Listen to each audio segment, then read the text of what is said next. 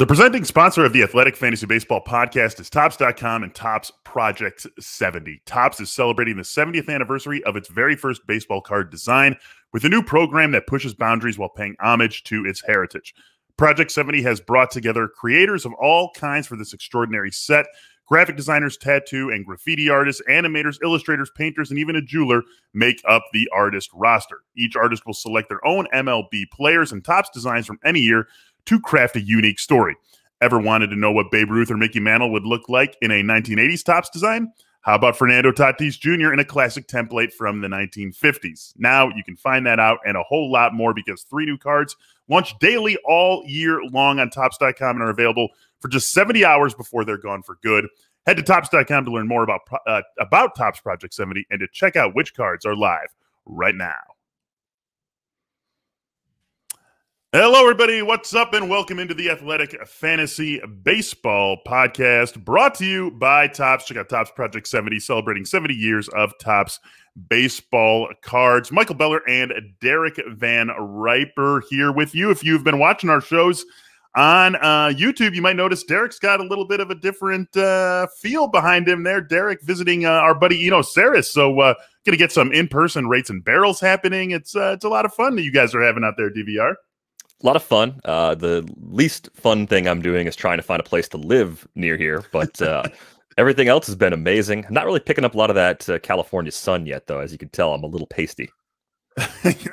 Excuse me. I would say one of the least fun things you're doing is keeping our central time zone schedule while you're in the Pacific time zone, recording this here at 7 a.m. in the time you are in. So thank you very much for doing that. It is Thursday. We, of course, every Thursday check in with some of our beat writers, and we're going to talk with a couple of beat writers today who are keeping watch on teams that maybe thought they were going to be a little bit better than they've been to this point of the season. We start out in New York with Lindsey Adler, our Yankees beat writer. Lindsey, we were joking before we got going here. Everything feeling good and level-headed in the Bronx right now? Yeah, there are definitely no comments, questions, and concerns that they should just blow it up, that they should trade everyone, that they should just basically tear down the franchise and rebuild it from scratch. Everyone's looking forward to the trade deadline with a completely realistic expectation. I mean, what else would we expect, right? That's exactly how things go out there always, no matter what's going on.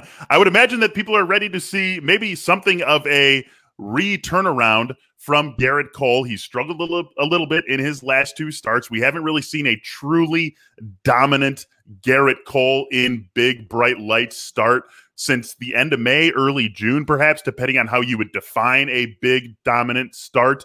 There's no secret here that his spin rate has been down since MLB has cracked down, but we've talked about that quite a bit. Is there anything else at play here with Garrett Cole's recent performance?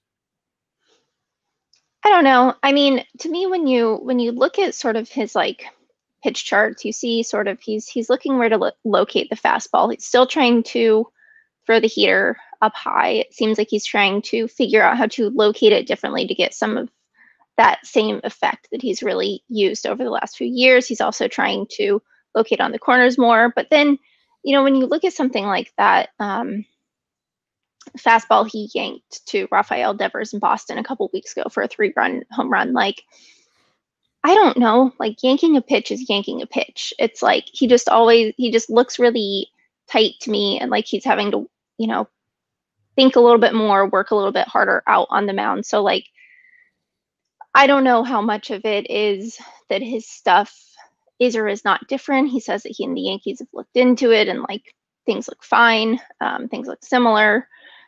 And how much of it is just the whole, larger process of adjusting to a different approach. I guess I wouldn't be surprised, especially after the All-Star break, after he, gets another time out there, gets some time off. Doesn't really sound like it's clear if he's going to pitch in that game. I wouldn't be surprised if it's sort of all cooled down. There's a lot less discussion about all the sticky stuff. I wouldn't be totally surprised if he sort of got it together in July. Yeah, it might be a great few days for him to just sort of push reset on his season just a little bit. As we record this, Lindsey, the Yankees are 44-41, 8.5 back of the Red Sox. is there really a scenario where they end up selling at the deadline? Do the people that want to blow this roster up actually get what they want? And if that happens, who do you see actually leaving? I don't imagine they would blow it up, but I also cannot imagine Brian Cashman like writing a 500, winning percentage roster into the end of the season. Their roster's kind of jammed to begin with. They have a couple of guys with options, like Brett Gardner has a club option for 2022. But other than that, like Corey Kluber's the only guy who's completely coming off of the roster as a free agent. So, there's some reconfiguring to be done, I think, whether it's this summer or over the winter. And I feel like they're in a really weird spot because they do really have, Brian Cashman has said, like, the best upgrades we can make are to have our stars like Gleyber Torres playing like themselves. And, that's really the case. It's hard to look and see who they could acquire from outside that would really change the fate of their season. But I imagine if it gets to a point where they feel like this season is maybe no longer an option for contention, I guess is how to put it. I imagine we would see some 2016 type moves because like this team's going to be in contention next year. There's not going to be a tear down, I don't think. But, look at the infield, like Gleyber probably isn't a shortstop long term. So, and DJ LeMahieu's on the roster long term. So then you're looking at, do you move Luke Voit? Do you move Gio Urshela? Those are both great guys to have. Gary Sanchez is having a really good season after some rough ones. Like, and they have a lot of catching depth of their minors. Like, is this the time that you move on from that relationship? I mean, the big third rail topic obviously is Aaron Judge because he can bring, salary relief and a big haul of prospects. But like, I'm just like, I'm backing away slow. It's coming up with a fan base, but I'm just like, talk amongst yourselves for now, have fun. Leave me out of it for now.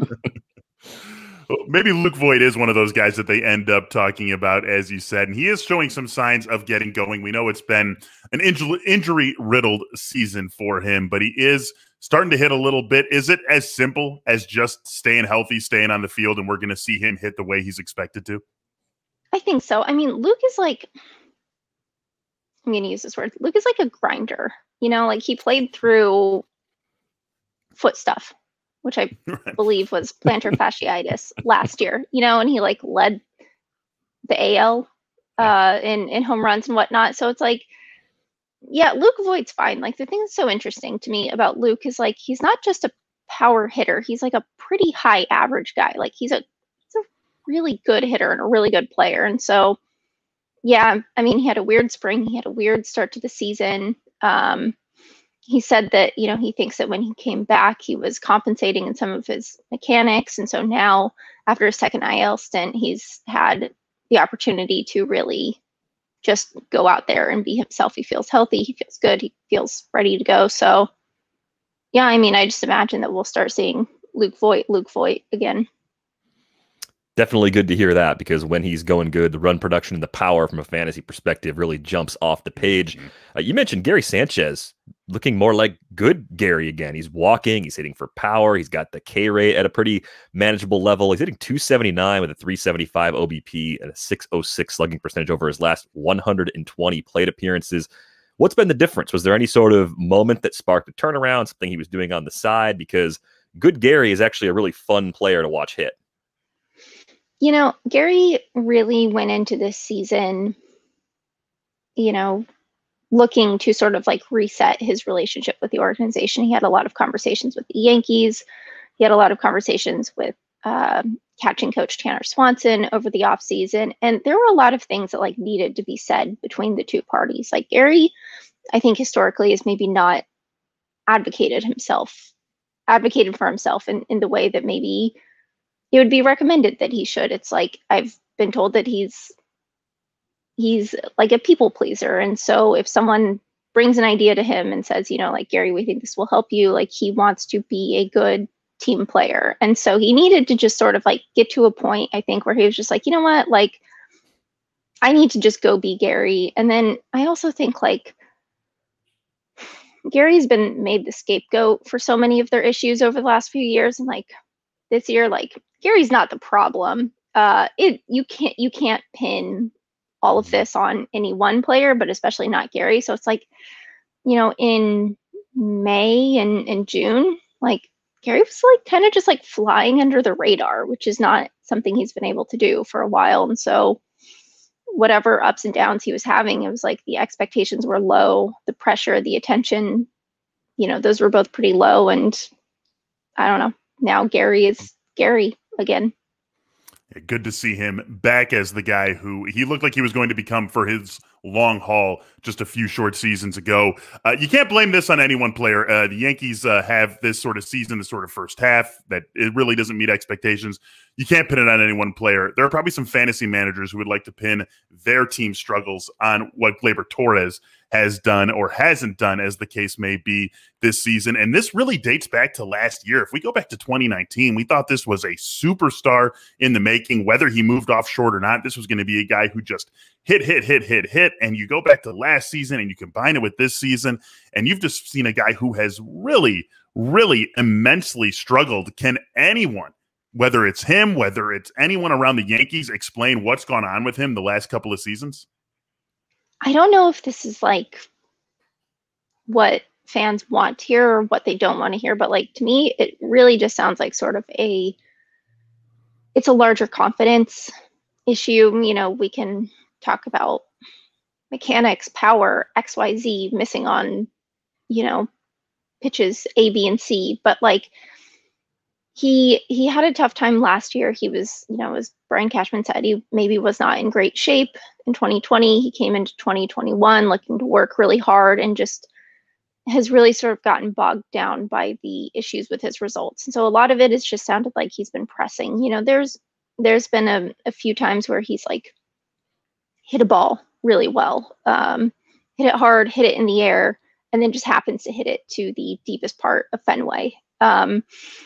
So it's like the process of like telling Gleyber, like, yes, that wasn't out, but in many other ballparks, that would be home run or it'd be a double or it'd be, XYZ, it would be a better result. So it's concerning to me that a player of his base talent level is struggling with his confidence this much, but also he's a 24-year-old dude who has always sort of been on the fast track, and I can't really fault him for having confidence issues with the way things have gone for him over the last few years. But I don't know if those are easier to solve than some of the mechanical power issues, or if that's more difficult. But yeah, it's pretty tough to watch. Crazy that with all the attention that's been paid to him, really going back to when he was coming up through the Cubs farm system, that he is still just a 24-year-old guy. I would still be betting on things to turn around for Gleyber Torres in the long term. We would like to see it in the short term as well. To Lindsey Adler, our Yankees beat writer. Lindsey, thanks for joining us. We wish you all the serenity that the Yankees fan base can possibly bring you over the next couple of weeks. Thank you, guys. It should be an interesting month. All right, next up on the Beat Writer edition this week of the Athletic Fantasy Baseball Podcast is Katie Wu. Katie is our St. Louis Cardinals beat writer. Katie, thanks for joining us today. Hey guys, thanks for having me on. Cardinals, man. I mean, this is a tough spot for this team. We don't expect to see them as almost obvious sellers going into a trade deadline. This was a wide open NL Central at the start of the season, but the Brewers are really starting to pull away with this, and the Cardinals just sitting around, middling around 500 with the Cubs and the Reds. If this team does end up embracing that and going the sell route, who do you think teams are going to be asking about, and who could be on their way out of town? So this is a little bit of a bold take, but I know that given the Cardinals record and how far the Brewers are ahead, it seems like they'd be sellers. However, I don't think the Cardinals are going to sell. When talking to people in the organization, when talking to players in the organization, they've consistently stressed that they're a second half team, and they definitely have the history to prove that. This is a team that has obviously underperformed in the first half. There's no easy way around that. But when you look at their lineup, you see the names, right? You see Paul Goldschmidt, you see Nolan Arenado, you see Dylan Carlson, you see Paul DeYoung. And sure, collectively the offense has been not great. But they are all adamant in the fact that they can turn it around in a division that is not quite excellent, right? Like, sure, the Brewers have a big lead, but I'm not sure if anyone thinks that's sustainable. So I am not confident in saying the Cardinals will be sellers. If anything, they might not do anything at all during the deadline. But this is a clubhouse that's very adamant in what they can accomplish in the second half because they've done it before. You look at what they've done in 2019 when they were in a similar spot. Sure, the lead in the rankings wasn't as extreme, but they had to pull off a pretty magical run, and they did.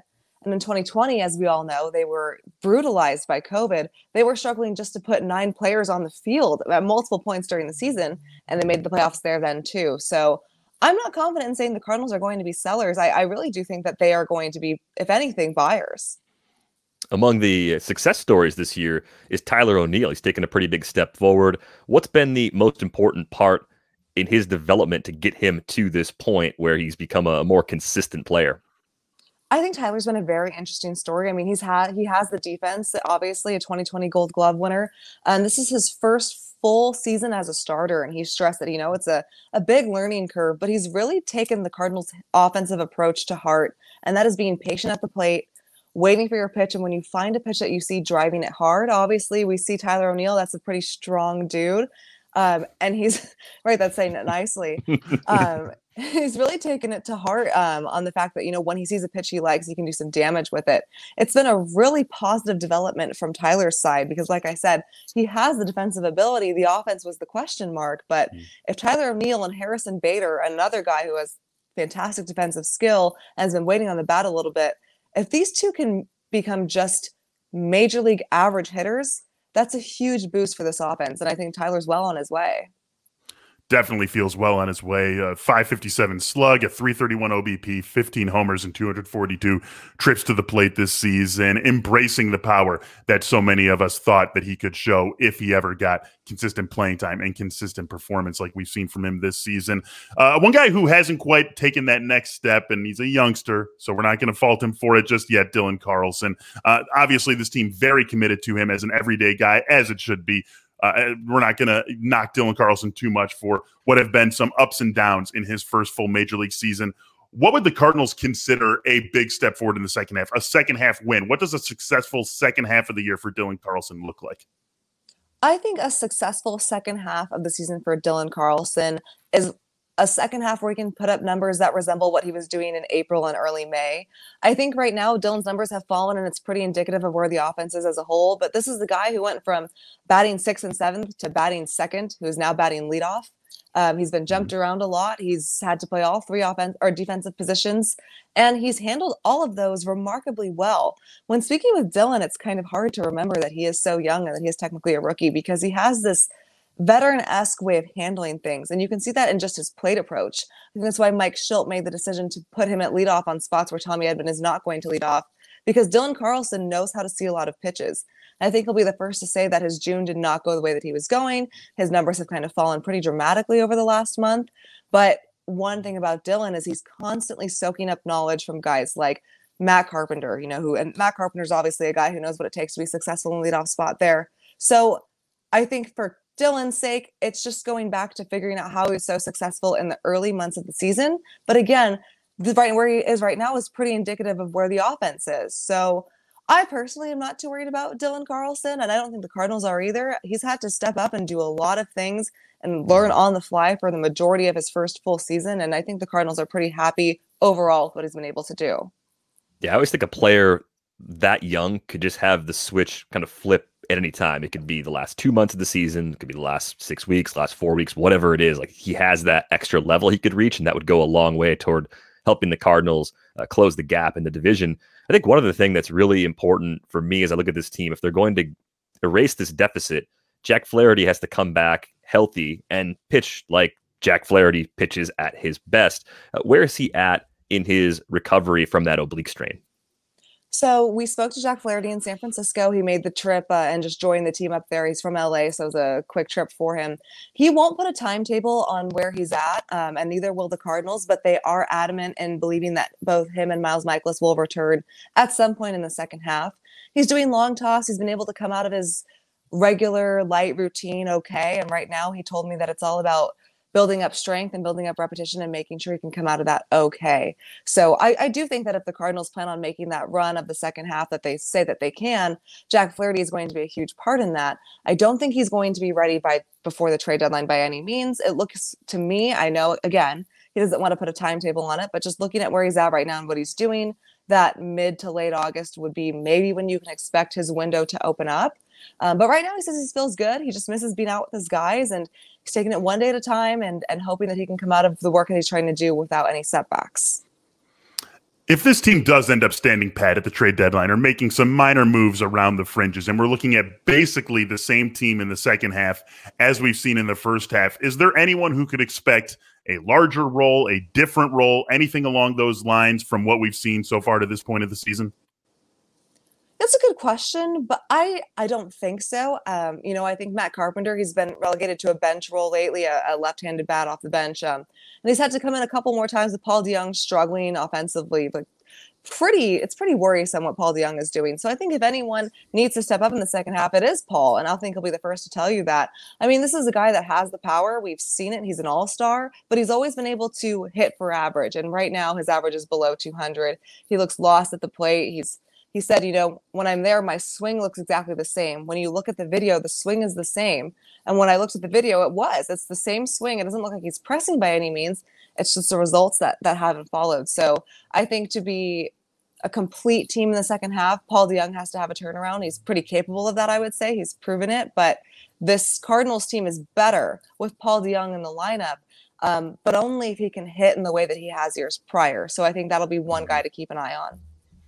Cardinals sitting at 43-45 as we record this, 9 games back of the Milwaukee Brewers in the NL Central. We know everyone's chasing the West in the wild card, but maybe, just maybe, not quite ready to sell yet. That's Katie Woo, our St. Louis Cardinals beat reporter here at The Athletic. Katie, thanks again for joining us. Thanks, guys, so much. Look, no one's perfect. Even the best baseball players strike out with the bases loaded, and the best golfers sometimes three-putt with the tournament on the line. So if you feel like you come up short in the bedroom sometimes, it's perfectly okay. But if it's bothering you, there are options. Go to GetRoman.com/FBpod now. With Roman, you can get a free online evaluation and ongoing care from the comfort and privacy of your home. A U.S. licensed healthcare professional will work with you to find the best treatment plans, and if medication is appropriate, it ships to you with free 2-day shipping. The whole process, it is straightforward and discreet, and getting started, that is super simple. Just go to GetRoman.com/FBpod and complete an online visit. Take care of your ED without leaving home. Complete an online visit today to connect with a doctor and take care of it. Go to GetRoman.com/FBpod now to get $15 off your first month. Again, that is GetRoman.com/FBpod to get $15 off your first month of treatment. This podcast is sponsored by BetterHelp Online Therapy. Check out BetterHelp.com/FantasyMLB. Life is full of stressors. It doesn't matter who you are, what you have, your life has probably got some stress in it. But if your stress is too high, your temper's shorter than usual, or even if you're starting to feel strain in any of your relationships, you could probably use the chance to unload. BetterHelp is customized online therapy that offers video, phone, and even live chat sessions with your therapist, so you don't have to see anyone on camera if you don't want to. It's much more affordable than in-person therapy, and you can start communicating with your therapist in under 48 hours. Unload the stressors and get some unbiased feedback. You'd be pretty surprised at what you might gain from it. And hey, you can just go and see if it's for you right now. This podcast is sponsored by BetterHelp, and the Athletic Fantasy Baseball Podcast listeners get 10% off their first month at BetterHelp.com/FantasyMLB. That's BetterHelp.com/FantasyMLB. The beginning of any journey can feel daunting. You're not sure you're heading in the right direction. Maybe you don't know exactly what to prepare for or where you even want to end up. But with Credit Karma, you can be more informed about what's ahead. Credit Karma's game-changing technology shows you tailored offers for credit cards and personal loans that you're more likely to be approved for, so you can apply with more confidence. They use your credit and other financial information to show you custom recommendations. Whether you want cash back, travel rewards, consolidate debt, Credit Karma can help you find the offers that fit your goals. With a selection of options and approval odds, you have the power to make informed decisions. Go to creditkarma.com/podcast to learn more and find offers tailored just for you. That's creditkarma.com/podcast, or you can see offers on the Credit Karma app. Apply with confidence today. Go to creditkarma.com/podcast or the Credit Karma app. All right, DVR, second half of the show here on this episode of the Athletic Fantasy Baseball Podcast. We had so much fun last week talking about All-Stars. You remember we did our waiver wire All-Star team. We've got the real All-Star game and all those festivities coming up next week, so I thought we could run that back one more time, that same idea, but change it up a little bit with what we are calling the 2021 Return on Investment All-Stars. So how does this differ from the waiver wire All-Stars, you ask? Well, I will tell you how it differs from the waiver wire All-Stars. These guys were drafted. That's the big difference. These guys were all drafted. Waiver wire guys, those were guys we picked up. Maybe we picked them up early. Maybe we picked them up 6 weeks ago. Whatever the case might be, they were added in season. These guys were all drafted. But what they've done is something similar to what the waiver wire All-Stars have done, in that they have provided far more value than was expected of them. So we're going to talk about them. We're going to celebrate their first halves and look ahead to the players that they might be in the second half of the season. And we start at the catcher position, where there was really only one option, especially when we weeded out some of the waiver wire guys that you and I talked about last week. It's Salvador Perez. Salvador Perez, 20 homers, hitting for a high average, 281. I mean, this guy is doing those two things right there are such a huge thing to get from a catcher. And when you're talking about a guy who was going pick 150 or so, it's really easy to get behind what the value that he's provided to his fantasy managers so far this season. And also feels like a guy, DVR, that can continue this on into the second half. Yeah, what's wild is just the amount that he's playing right now. I mean, yeah. I thought the Ned Yost-led Royals would maximize the playing time for Perez, and maybe at this stage of his career on the wrong side of 30 with another former catcher, Mike Matheny, as his manager, maybe they'd back off him a little bit given his age. That has not been the case whatsoever. He's on pace for career highs in pretty much every category that we care about. Earlier in his career, he had a couple partial seasons where he kept an average over 300, and he did it in the shortened season as well, hitting 333 last year. I would still look at the projections for guidance for batting average from Sal Perez. He doesn't run well. He's an aging catcher, and he's a catcher. He doesn't have a batted ball profile that's going to allow him to maintain like an elevated BABIP in the long run. So just, again, BABIP, not the be-all, end-all, but 329 so far this season. Most years he's in the 270 to 280 range. So you're probably giving up 30 to 40 points of batting average if that goes all the way back to normal the rest of the way. Projections say 255 at the low end from Steamer, 266 from the Bat X. I think that's about right for average. The question is, can he maintain the power and run production? Even that seems like it's at a level that we shouldn't really expect him to maintain. Let's say the playing time holds up. If he hits 10 homers in what's left of the season and finishes with 30, still a career high, still a great finish. If he drives in another 35 runs, that'd give him 86 for the season. That'd be a career high. If he scores even 20 more runs, he's at 40 already, that'll be a career high. So I think he can be the guy we expected him to be, even if what he has been better than that so far. Yeah, I think that's a fair way to look at what we're getting from him. And this will be an interesting team to watch. And I think the one thing that maybe can put a damper on his second half is if they start to trade guys. Is this finally the year that they trade Whit Merrifield? He always gets mentioned in trade rumors. Obviously, contenders would love to add a guy like that to their roster. Is this finally the year that happens? And if it is, does his RBI upside suddenly come down because he doesn't have someone like that in front of him? We'll see what this team does. Maybe we see Bobby Witt Jr. up with the Major League Club in the second half. It's a team to watch. It's one of those teams that is not going to look the same in the second half as it has to this point of the season. And say what you will, but to this point of the season, Salvador Perez has had enough of an environment around him to help him to, what could be an easy career high in RBIs, what could be an easy career high in runs scored. And maybe that environment changes just a tick. Probably not enough to really alter his fantasy value. Baseball is largely an individual sport, so probably not enough there, but something to keep your eye on with respect to Salvador Perez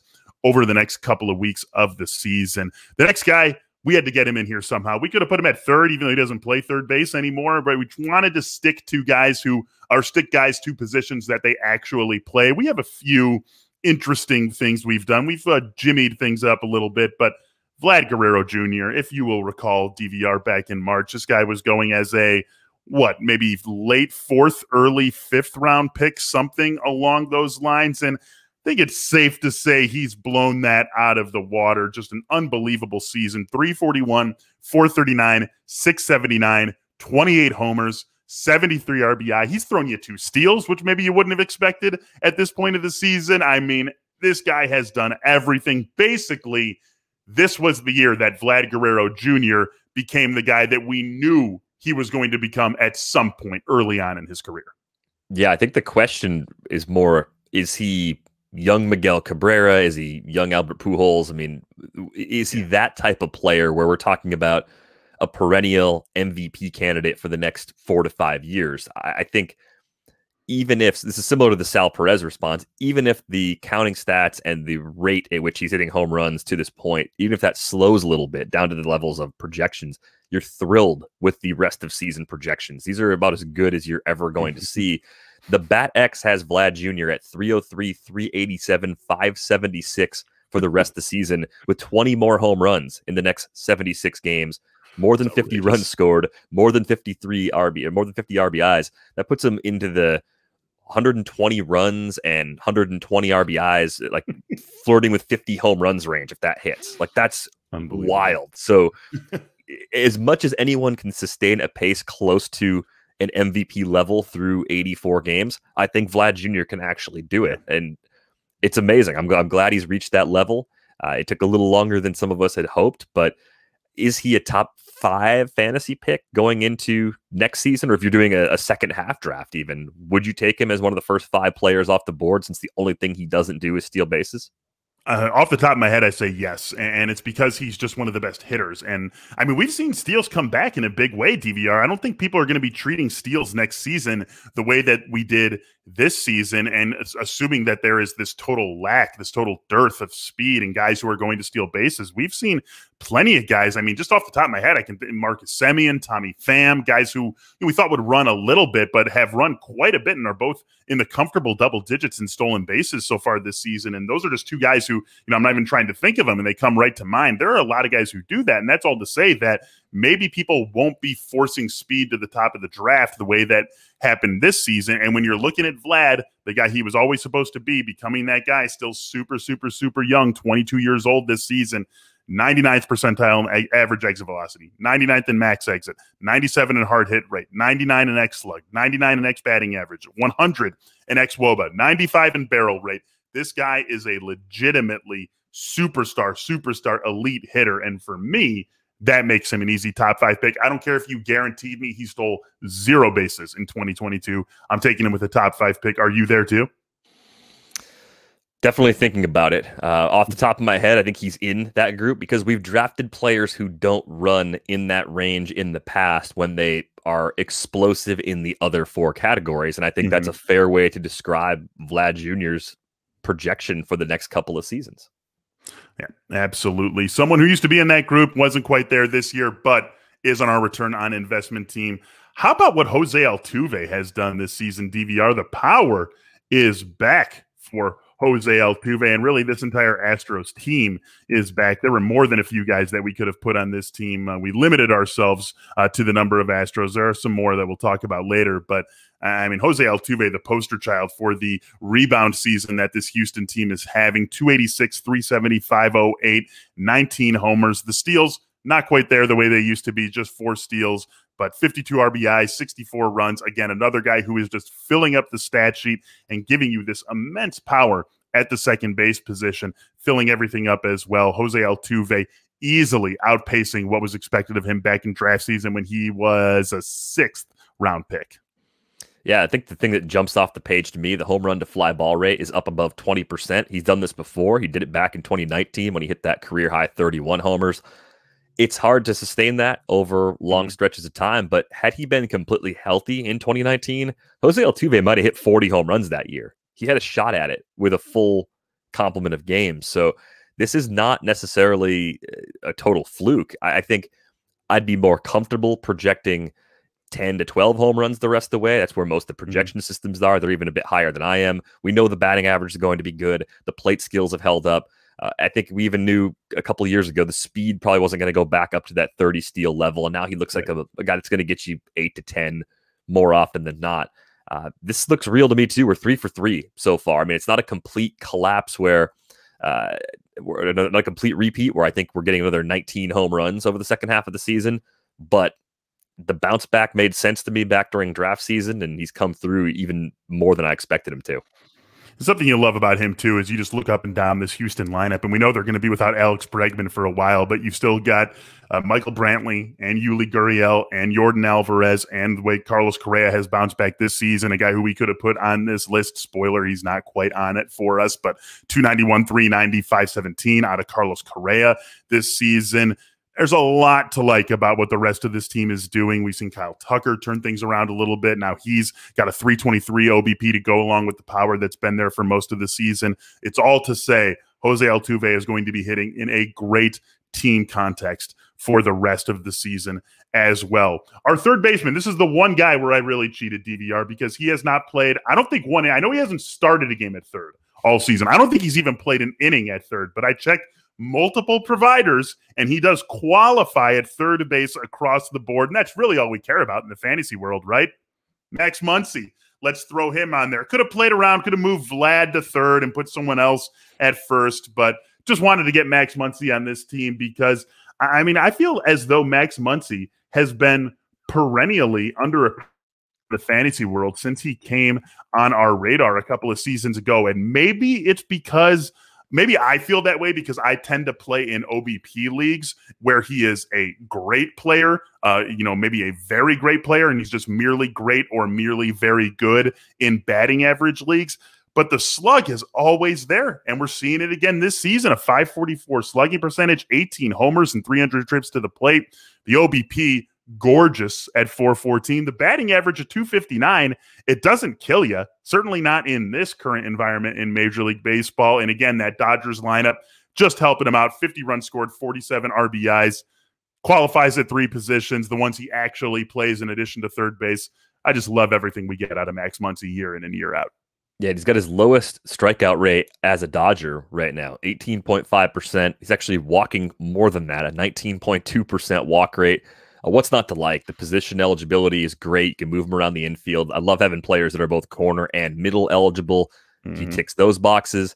The projections love him. I think this is one of the more steady players. I mean, we're talking about a bunch of good players in this episode, but Muncy is turning into one of those metronome guys. It's going to be 250 to 260 with 30 home run power and great run production because of that lineup support around him. And then we know it's a Dodgers team that's been a little bit banged up, right? I mean, Cody Bellinger missed a lot of time in the first half. Mookie didn't have a typical Mookie Betts first half either. So if you get him going in the second half, you got a healthy Bellinger. Corey Seager comes back eventually.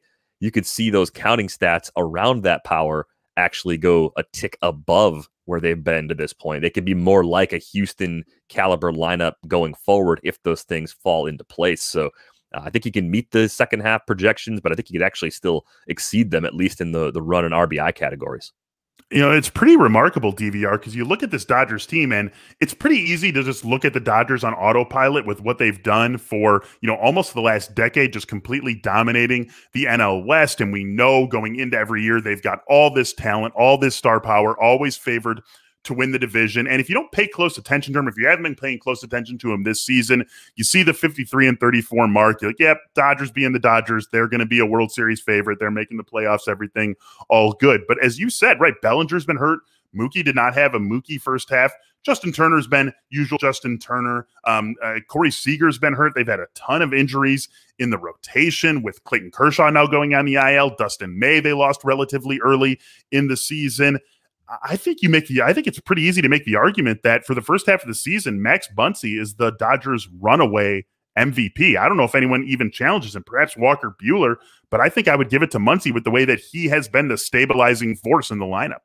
Yeah, and if you just take his WAR through 74 games, just double that up, you're talking about a guy that's about a 7-win player this year. So at least if not a front runner in the MVP race, at least somebody that would get some votes in the MVP race if people realized how good he has played. Especially if people want to go the playoff team route, right? I mean, there's no one really running away with things in the National League. And if the Braves continue to falter and if people don't want to give the award to Jacob deGrom, I don't know, Max Muncy maybe floats around and at least gets talked about in the MVP race. I lied, Derek. I sort of cheated at the shortstop position too, because Marcus Semien, I don't think he's played a little shortstop when Bo Bichette was hurt. But other than that, he's been a second baseman for this Blue Jays team. But man, I mean, I think this is the I think this is the well, there's one more guy who we'll get to later. Maybe you can already think about who he is, but maybe Marcus Semien is the number 2 return on investment player, because if you recall back to draft season DVR, no one was going to fight you for Marcus Semien. You probably weren't the only manager in your league who wanted him, if you do have him, but you did not have to go crazy for him. He was being drafted, as the 12th, 13th shortstop off the board, right around the same time as someone like Dansby Swanson was getting taken. And Marcus Semien has just taken off this first year with the Blue Jays. 282, 348, 532, 21 homers, 10 steals, 66 runs scored, 54 RBI. He is filling up all 5 categories, no matter what category your league uses for rates. And there was a tiny bit of concern about, what happens when they go from Dunedin to Buffalo. He has answered that. Maybe they're going to move to the Rogers Center in the second half of the season. We'll see what the Canadian government has to say about that. But I don't care where Marcus Semien is playing his home games this season. This dude has been a stud. Yeah, he's been outstanding. And I think he's showing us that 2019 season, that wasn't a fluke. He was an MVP candidate that year. He's an MVP candidate again this year. Theoretically, he's just going to get blown away votes-wise by his teammate, Vlad Jr., and someone we're going to talk about a bit later in the show, Shohei Ohtani. But this is an amazing value just from a real baseball perspective, too. Yes. I mean, the Jays got him on a deal for 1 year, $18 million. Yeah. I can't believe there wasn't a multi-year offer out there. I think Cincinnati was the team where everybody thought they need a shortstop. Semien could still play shortstop. Nope. He ended up in a crowded Toronto situation. I think part of the reason people were backing off him too is that we could see that depth chart being maybe one everyday player too full. And that didn't mean that Semien was necessarily going to lose a lot of time, but part of what made him such a great player in Oakland was that he never took days off. So the counting stats were absolutely maxed out each and every year. I think people said 2019 is the byproduct of the rabbit ball, so he's not a 30 home run guy. He's proving that wrong in a big way so far this season. The thing that I'm most worried about, though, is the K percentage. He's striking out 24.1% of the time. Yeah. Back in 2019, when he had that MVP caliber season, he only struck out 13.7% of the time. So if the profile stays this way, striking out as much as he has to this point, the batting average probably comes down from 282 just a bit. The rate of power production seems a little bit unsustainable, but we're picking nits in a very good player. Obviously runs and is very efficient as a base stealer. He's 10 for 11 now this season. There's plenty to like here. And I think even if he slows down and does 2/3 of what he's done to this point on a per game basis, you're still going to come away very happy with Marcus Semien where you drafted him or based on what it took to get him in an auction back in the spring. One more bonus for Marcus Semien that has come up of late is that even with George Springer back in the lineup, he is stuck atop the Blue Jays lineup. If George Springer weren't hurt to start the season, he was going to be the leadoff man. And even when he came back for that brief spell, 4 or 5 games before going back on the IL for his second prolonged stint out for the Blue Jays this season, he led off those games. And so if George Springer, were healthy for a big chunk of the season, we would probably be seeing Marcus Semien maybe hitting 5th or 6th in this lineup, depending on how things shook out for him. But he has established himself as that team's leadoff man. And so I think we can pretty safely lock in a Semien, Bichette, Guerrero, Springer top 4 for this team. And oh my God, what a top 4. As the impartial baseball fan in me really wants to see this team mash its way into the postseason. And number 2, Marcus Semien is going to be among the league leaders in runs scored. I mean, with the power he provides himself as often as he drives himself in, and then Bichette, Vlad, Springer, Teoscar Hernandez,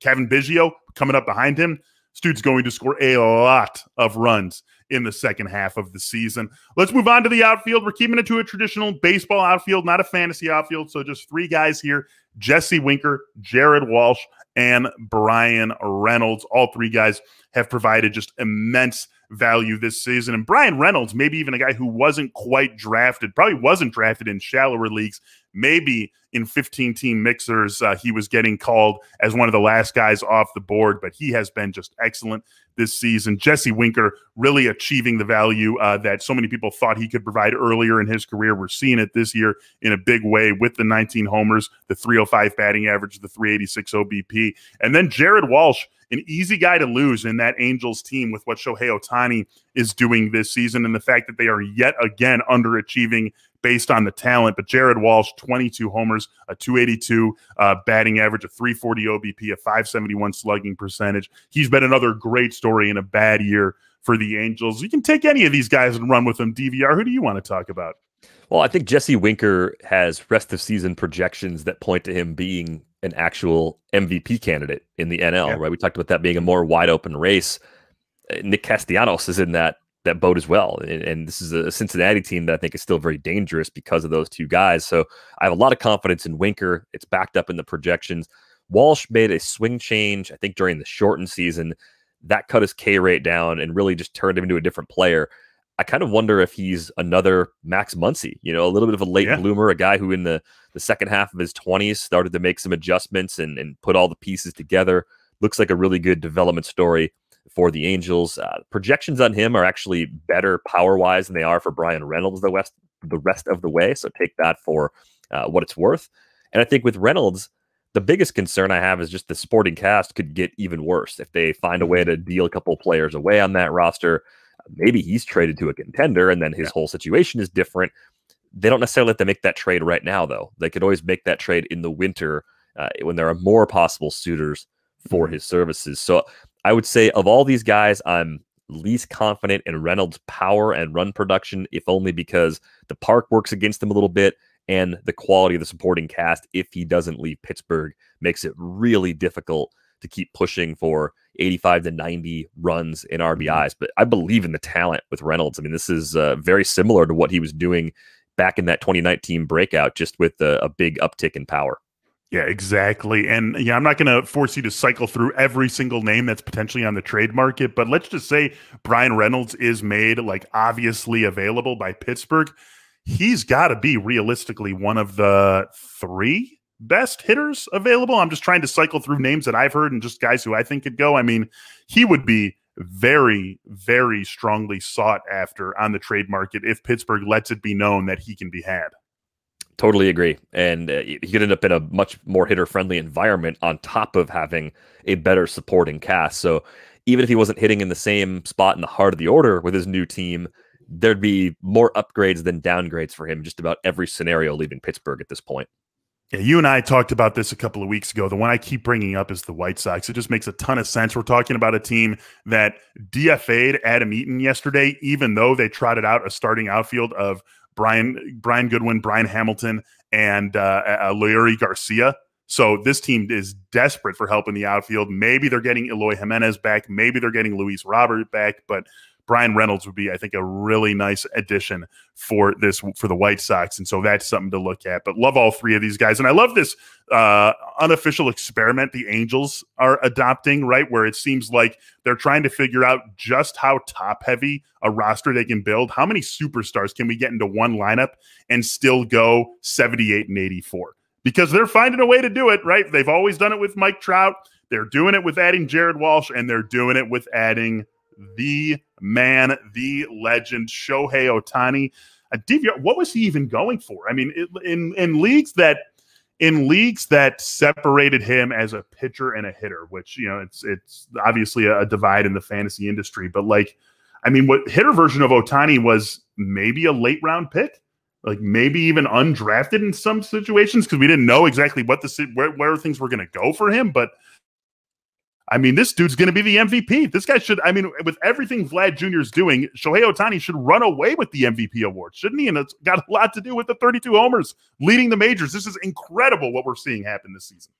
Yeah, 32 homers, 12 steals, a 279, 364, 700 slash line. I mean, just eye-popping numbers. Barry Bonds. It's Barry Bonds, but he also pitches. It's insane. Yeah, and assuming that the workload doesn't catch up to him down the stretch, I think that's one thing we just all we don't know. We can guess, but we really don't know what's going to happen with him physically in the second half. If you add the rest of season projection to what he's done so far, he's going to finish with 50 homers, 21 steals, and about a 276 average with a 360 OBP, and probably, if I'm doing the ratio math right, about a 630 slug. It's pretty good. And then he pitches pretty good too. Oh, yeah. And then he's like a top 17 pitcher in the majors also. Right? I've even selling him short on the mound a little bit. I I mean, when you were a kid, did you even dream of a player that could do what Ohtani is doing? Did you ever just imagine, like, oh yeah, someday there's going to be a pitcher who hits like an all-star hitter, an MVP caliber hitter? It was Brooks Kieschnick.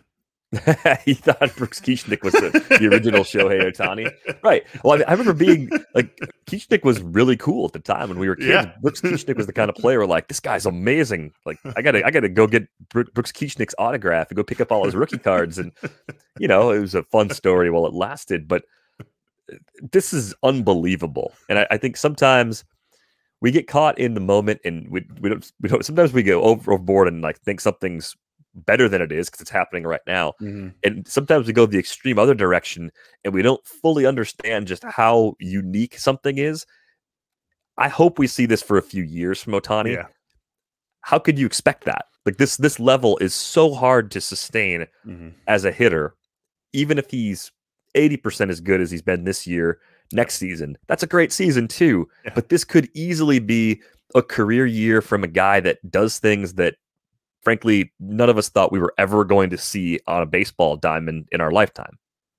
I would go so far as to say that this is, in my lifetime, the most unique season that I've seen from any player in any sport. And that takes nothing away from, what we've seen from LeBron James, takes nothing away from Patrick Mahomes and the season he had when he won the MVP, anything that Aaron Rodgers or Tom Brady have ever done in their respective careers. But just to be doing both of these things at the same time and to be hitting like a runaway MVP and then also pitching as well as he is, it's just been incredible. And for our purposes here, I mean, just easily the greatest return on investment anyone has provided in the fantasy world this season has been the hitter version of Shohei Ohtani. That's why he easily is the centerpiece of this team. Sorry, Marcus Semien. I almost wanted to make it you, and then I remembered about that guy out in LA. Let's take a look at our starting pitchers here. Just three guys who I want to talk about: Kevin Gausman, Freddie Peralta, and Zach Wheeler, right? And Zach Wheeler showing us that this doesn't just need to be all guys who were drafted super late. And we had that with some of our hitters too, Vlad Jr. and Jose Altuve.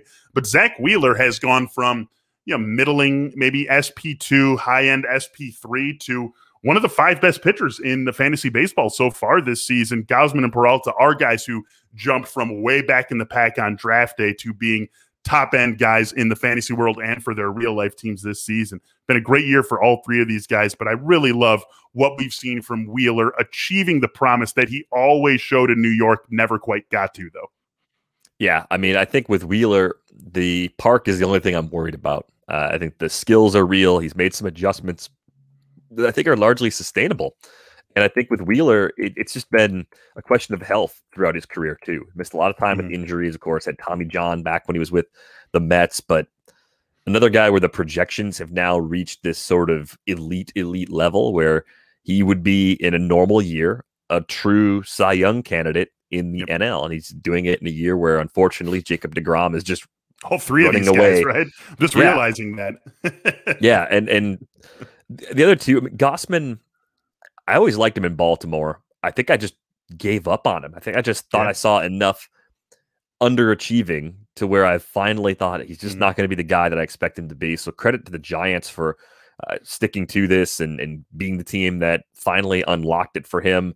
I think with Gausman, the team is so much better than I thought. That gives me a lot more confidence in just win probability and some things that maybe would have led me to draft somebody else at a similar range on draft day. Rest of season projections have him at a 3.64 ERA. I think over 10 Ks per nine. It's a good projection. And I think ratios in general should be up compared to where they were earlier in the season, right? So if you look at Gausman as like a really high-end SP2 the rest of the way, I think you're going to be just fine with that. If you try to look at him as more of a fantasy ace, I think he's going to come up just a little bit short of those expectations, but definitely a guy who's taken a massive step from where he was drafted. What about your guy? You just leave Freddie sitting there. Freddie having this unbelievable year. Thought I wasn't allowed to talk about Freddie Peralta on the podcast anymore.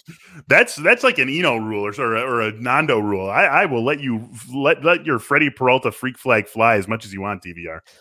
Kind of similar to Gossman. I think if you keep your expectations reasonable, you're not going to be disappointed by the second half. I don't see any reason to believe he's going to slow down. I think you see it in the quality of the plate appearances guys take against him. Guys look pretty uncomfortable against him. Right-handed hitters especially look particularly uncomfortable against him in the box. They take a lot of very uncertain swings.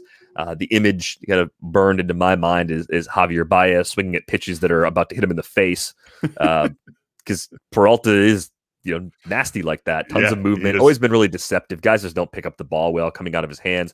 And of course, adding another pitch, adding that slider has really kind of helped him back off the use of that fastball this year. He's no longer fastball Freddy. They stopped calling him that, which is good because I think when you throw a fastball 80% of the time in today's game, bad things are going to happen to you as a starting pitcher. So a lot more balance in the mix there. And just seems like a guy that also handles the occasional bad inning a lot better than he did when he broke into the league. Things have not unraveled on him in starts the way they were previously when he'd get off to, first inning problems were a huge part of the story with Freddy Peralta prior to this season.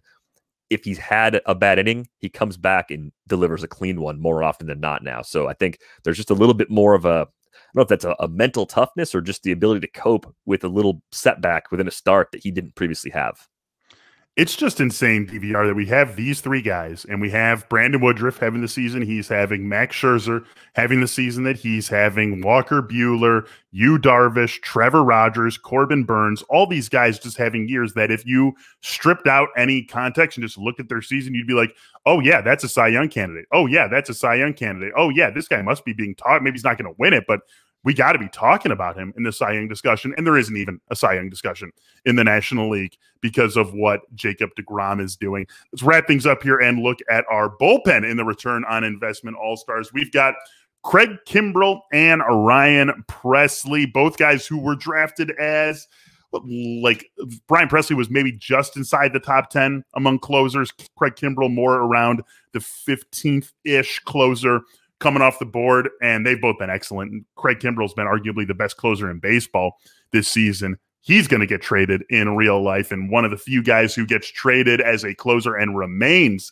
a closer, so no worries there. Ryan Pressly, he's not going anywhere with where Houston is headed, but just love what we've seen from these two guys this season.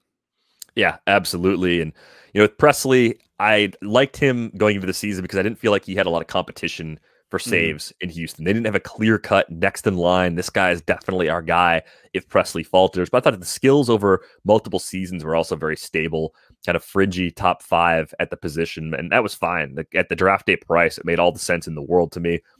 I'll be honest with Kimbrell. I think he really spooked me with what he had done over the last 2 seasons, and I think there was a turnaround. I think we talked about this last week a little bit. In mid-August, late August, and onward last year, he kind of looked more like himself again. I have, I think, one team with Kimbrell on it, so that's a mistake on my part for not splitting up that season a little more accurately. I think I got too stuck on what happened the year before, too. I liked the signing when they did it back in 2019. I thought it was going to work.